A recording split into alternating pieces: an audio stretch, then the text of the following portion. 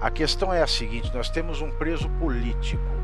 Preso político porque Bolsonaro está preso sem que haja processo que dê base, que fundamente essa prisão. A investigação que fundamentava já foi encerrada e ele não foi denunciado.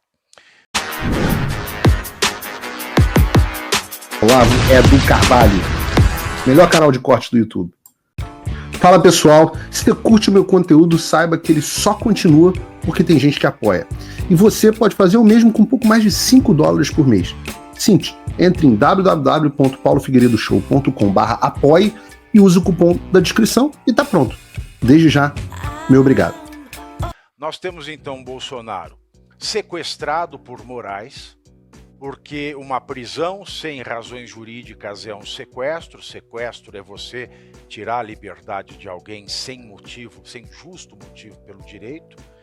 E dentro desse crime de sequestro, porque é crime de abuso de autoridade, um juiz manter podendo relaxá-lo, não fazê-lo em tempo razoável, a medida cautelatória que restringe a liberdade do investigado, que não é mais, excluído inclusive da denúncia. Desse sequestro nós temos uma extorsão feita pelo Centrão. No caso, o mesmo Centrão que disse que Bolsonaro já fechou apoio a o Tarcísio, que agora está exigindo apoio a Tarcísio, se desdizendo, e sendo que o cacique desse Centrão é o dono, o comandante político do Hugo Mota, que foi quem escolheu Paulinho da Força a dedo, e o instrumento da anistia, que não é mais anistia, mas dosimetria, está sendo usado como barganha para um homem que já está numa situação de risco de morte iminente. Então a vergonha ela é danada. Holliday, por favor. Bom, primeiro, boa noite, Paulo. É uma honra tê-lo aqui conosco.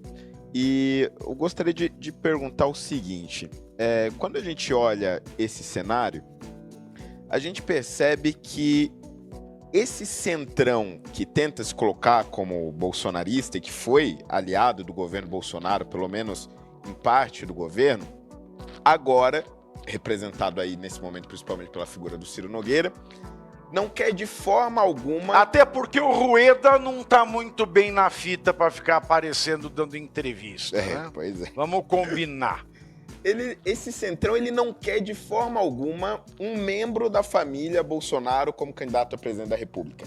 Quer dizer, a gente vê a todo instante notícias sendo plantadas do tipo, não, o Eduardo tem muita rejeição, o Eduardo de jeito nenhum, o Eduardo não tá longe do Brasil, não consegue analisar a situação, a família Bolsonaro tem muita rejeição, a Michelle a gente discute lá na frente, o Flávio tem que ir pro Senado, o Carlos vai pra Santa Catarina, quer dizer, tenta-se tirar de toda forma a família Bolsonaro da disputa de 2026 para a presidência da República.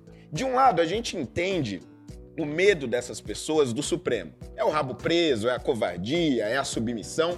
Mas, afinal de contas, na sua visão, e aí depois de ouvir esses tantos de emissários que vão em busca de você, em busca do Eduardo, do que é que essas pessoas têm tanto medo da família Bolsonaro, se em tese, até pouquíssimo tempo atrás, eles se colocavam como grandes aliados do governo Bolsonaro, da família Bolsonaro, e utilizavam, e ainda utilizam, a imagem dele para se promover constantemente. E querem utilizar, né? Porque querem utilizar o nome Bolsonaro, que é a fábrica de voto para 2026.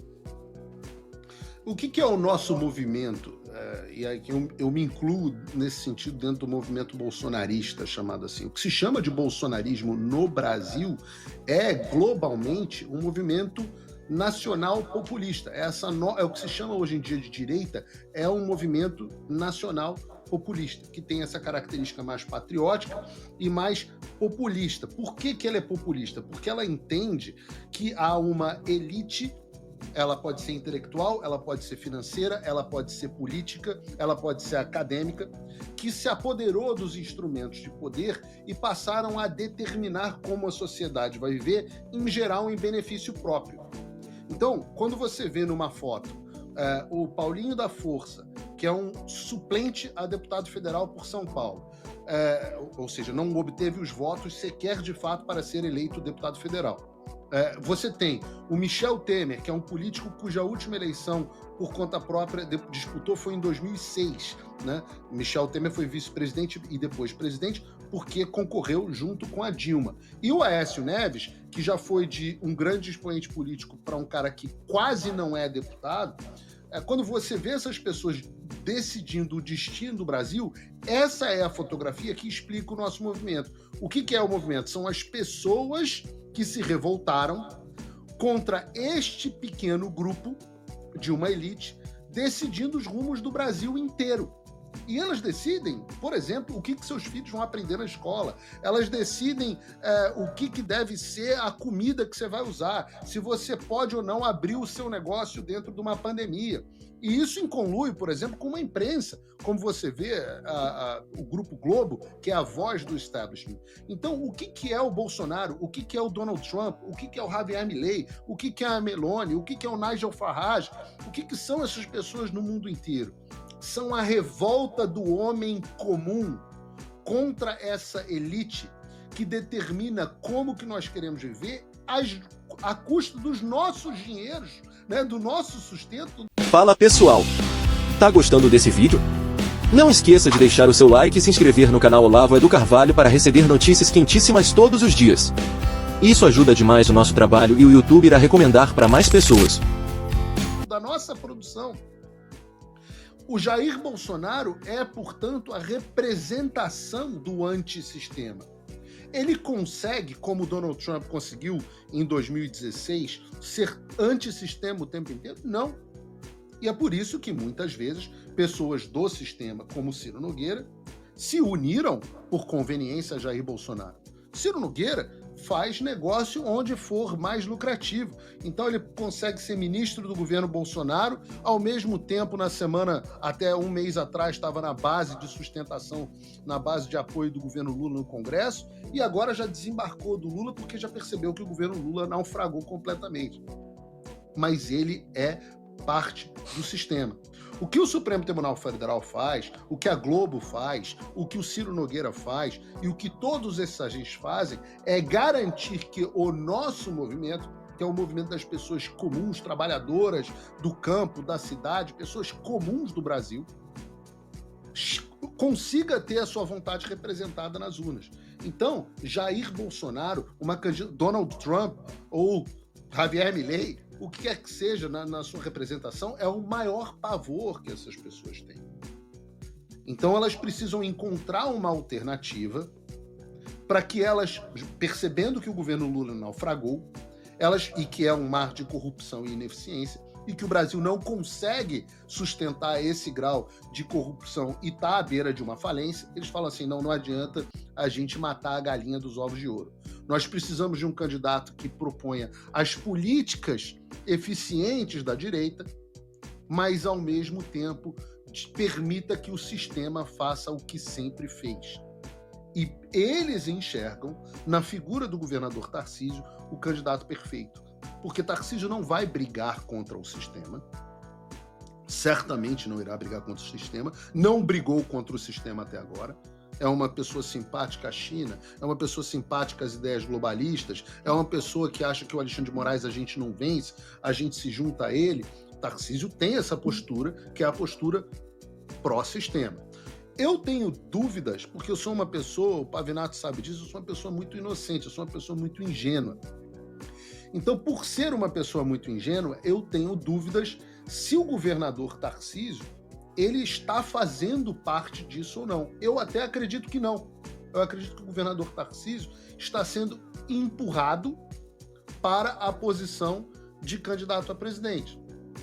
Pode ser, há quem diga, e eu não faço parte dessas pessoas, há quem diga que ele está participando desse processo em conluio com Ciro Nogueira, com Alexandre de Moraes e companhia.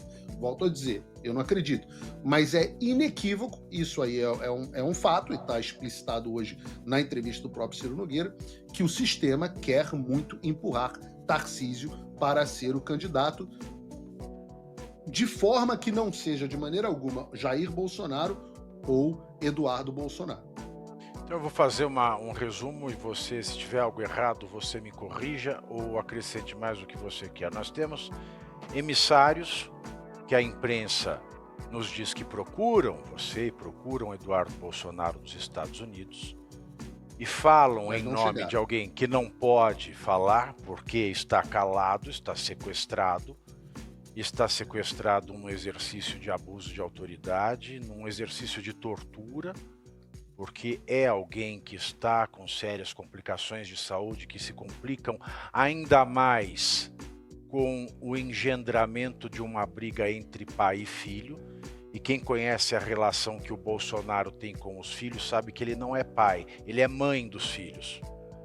Tamanho a preocupação que ele tem com cada um dos filhos, eu costumo dizer que ele age como pai e mãe ao mesmo tempo. Ele tem um amor incondicional por eles e esse atrito que a política vem gerando, especialmente entre o Jair e o Eduardo, é algo que agrava a situação de saúde. É esse sequestro, esta mordaça, que tem sido mantida de maneira ilegal, porque goste você ou não do Bolsonaro, você que está no site gritando inelegível, vai Xandão, me engravida Xandão, problema seu. A questão é a seguinte, nós temos um preso político porque Bolsonaro está preso sem que haja processo que dê base, que fundamente essa prisão, a investigação que fundamentava já foi encerrada e ele não foi denunciado. Ora, e esses emissários procuram vocês para dizer: parem de exercer um direito legítimo, que é denunciar a autoridades estrangeiras violação de direitos humanos, direito legítimo reconhecido no artigo 359-K, parágrafo 4º do Código Penal. E eu gosto de citar a lei, Paulo, porque citando a lei eu acredito que eu possa contribuir um pouco para comprovar que a lei Magnitsky é legítima, porque o Brasil tem uma legislação escrita, reconhecida pelo Congresso, pelos representantes do povo, e que basta ler o que está escrito no nosso direito para ver que o nosso STF não cumpre o direito. Então eu acho didático dizer Justiça seja feita, Pavinato. A única ponderação aqui é que eu leio na imprensa o tempo inteiro que foram enviados emissários para darem determinados recados, e eu acho que quando esses emissários chegam aqui, eles acabam tão desencorajados pela forma convicta que Eduardo Bolsonaro e eu agimos, que eles nem dão o recado, de forma que até hoje eu ouvi muitos recados pela imprensa, mas não ouvimos ainda ninguém sentar aqui pessoalmente e falar para a gente: vocês têm que parar o que vocês estão fazendo. Isso realmente ainda não aconteceu. Então é a imprensa que manda esse recado. Valdemar mandou pela imprensa um recado: olha, ou vocês param, ou Eduardo para, ou ele vai matar o pai. Eu achei isso de uma atrocidade sem comparação. Ele vai acabar matando o pai. Pediu desculpa, mas é uma atrocidade. Se alguém me fala: você vai acabar matando a sua mãe fazendo as críticas que você faz, eu sou capaz de parar de trabalhar. Você vai chamá-lo de canalha, né? Você vai chamá-lo de canalha, que foi o que ou eu sou capaz de parar de trabalhar. Se a minha mãe vira e faz assim com a cabeça, eu sou capaz de parar de trabalhar. Porque é uma ligação muito forte. E tudo isso é uma grande chantagem. Então o que a gente pode desumir de todo esse movimento é: Bolsonaro está sequestrado por Moraes, isso é claro, basta ler a legislação, e a partir desse sequestro nós temos um centrão que quer chantagear o Bolsonaro em troca de uma redução da condenação na trama golpista, no tal do PL da dosimetria, que é uma grande baboseira, uma grande vigarice, uma grande estupidez, porque se há golpe contra um judiciário que deve ser autônomo, é o Congresso revisar penas. Ou ele anistia, ou ele perdoa, ou ele esquece. Agora, revisar a pena, PL de dosimetria, isso sim é inconstitucional e incabível. Então, existe, no sentir de vocês, esta extorsão, esse sequestro, essa extorsão mediante sequestro. Ou vocês param de dizer que o rei está nu, no caso, ou vocês param de dizer que Alexandre está careca, ou a coisa vai piorar para o Jair Bolsonaro. É o tempo inteiro, isso é dito o tempo inteiro. inclusive nas conversas que a gente tem. Ora, senão eles vão mandar o Bolsonaro para Papuda e ele vai morrer. Isso sai em matéria de jornal e é entendido, às vezes até pelos parlamentares que estão não nos ameaçando, mas se sentindo ameaçados por essa situação porque gostam de Jair Bolsonaro. Agora, uma coisa que a gente aprende, até nos filmes mais vagabundos de Hollywood, é que a primeira coisa que você pode fazer quando você tem uma situação de refém é que você não pode dizer para o outro lado, faça qualquer coisa, mas não mate os reféns. Você tem que entrar na negociação de refém disposto a que o refém morra, para que você não negocie com terroristas. E essa é a única chance que o refém tem, é essa. O Donald Trump, aliás, está ensinando isso muito bem desde que assumiu com os reféns de Gaza. Se você partir para a negociação com o terrorista, aí é que não há a menor esperança para o refém. Então, muitas vezes as pessoas, quando nós dizemos assim, não, olha, infelizmente é muito triste, mas não importa o que vocês façam com o presidente Bolsonaro, nós não vamos parar. Mesmo que vocês matem o presidente Bolsonaro, nós não vamos parar. Parece uma coisa desumana e sem coração num primeiro momento. Até um próprio filho está dizendo isso a respeito de um pai. Mas isso mostra a grandiosidade do filho em entender que este é o único caminho para salvar não só o país, como também o próprio pai. Perfeito. Então, não vamos entrar no assunto de Gaza, não. Ver a atuação do Eduardo Bolsonaro. Não vamos entrar no assunto de Gaza, não, porque senão é capaz de denunciarem a gente por ter matado o Mar Morto. Trump voltou à presidência, e isso é um alívio, sem dúvida. Mas o que isso muda no Brasil? Nada, se ninguém fizer nada. A verdade é que a esperança não pode virar passividade. As coisas não vão se resolver sozinhas, e muito menos com textão e xingamento nas redes sociais. Não espere que alguém venha salvar o país por você. Se você não agir, ninguém vai. Eu estou fazendo a minha parte. Eu larguei tudo para me dedicar a isso. Mas sem apoio, esse trabalho simplesmente não continua.